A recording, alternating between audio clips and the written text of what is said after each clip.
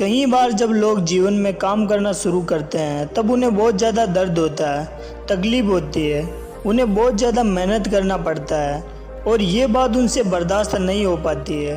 उनका शरीर जवाब दे देता है और वो उस काम को छोड़कर किसी और तरकीब से सफल होने का प्रयास करते रहते हैं। लेकिन याद रखिएगा, इस प्रकार से कोई भी व्यक्ति जीवन में सफल नहीं हो पाता। याद रखिएगा कि सफलता का मार्ग मेहनत, दर्द और तकलीफ से होकर गुजरता है और ये आपको सहना ही पड़ेगा। तो इसके लिए आप हमेशा तैयार रहिए। तो चलिए इस बात को एक कहानी के माध्यम से समझते हैं। एक बार एक मूर्तिकार अपनी चीनी और हथौड़ी से एक पत्थर को भगवान की मूर्ति का आकार देने का प्रयास कर रहा था। जैसे ही वो चीनी पर अपना हथौड़ा चलाता, वह पत्थर चिल्लाने लगता और कहने लगता कि क्या कर रहे हो, मुझे इतना मार क्यों रहे हो, मुझे बहुत ज़्यादा दर्द हो रहा है, अब मैं इस तकलीफ को बहुत ज़्यादा सहन नहीं कर सकता हूँ। मैं जिस हाल में हूँ उस हाल में मुझे छोड़कर तुम यहाँ से चले जाओ। उस मूर्तिकार ने फिर से उस पत्थर को समझाने की कोशिश की कि ज़्यादा अधीर मत बनो और अपने सब्र को बनाए रखो, थोड़ी देर और इस दर्द को सहो। यदि इस दर्द को सह लिया तो मैं भगवान की मूर्ति के रूप में तुम्हारी स्थापना करूँगा और फिर दूर दूर से लोग तुम्हारी पूजा करने आएंगे और पंडित और लोग तुम्हारी सेवा करेंगे। लेकिन पत्थर ने उस मूर्तिकार की एक बात न मानी, वह चिल्लाता रहा और अपनी बात पर अड़ा रहा। मूर्तिकार ने उस पत्थर को समझाने की बहुत कोशिश की, लेकिन वो पत्थर नहीं माना।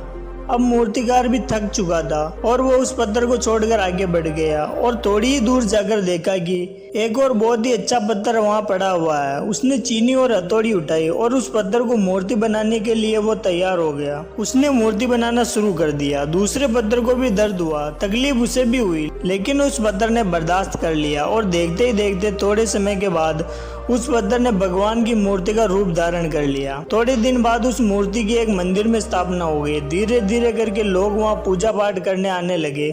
लोगों की मन्नत वहाँ से पूरी होने लगी और वहाँ मंदिर बहुत ही ज़्यादा प्रसिद्ध हो गया। अब धीरे धीरे करके दूर दूर के गांव से लोग वहाँ पूजा पाठ करने आने लगे।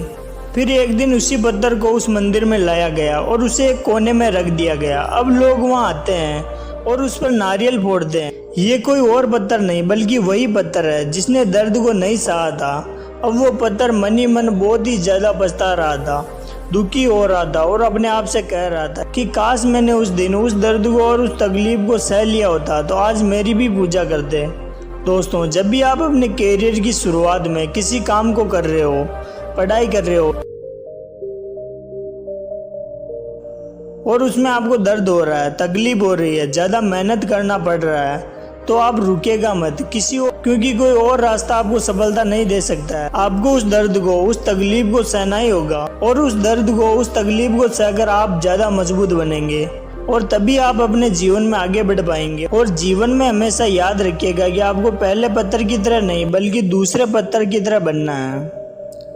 दोस्तों, आपको ये कहानी कैसी लगी है प्लीज़ कमेंट करके ज़रूर बताइएगा और वीडियो को लाइक कर दीजिएगा। अगर आपने इस चैनल को सब्सक्राइब नहीं किया हो तो प्लीज़ सब्सक्राइब कर लीजिएगा। Thank you.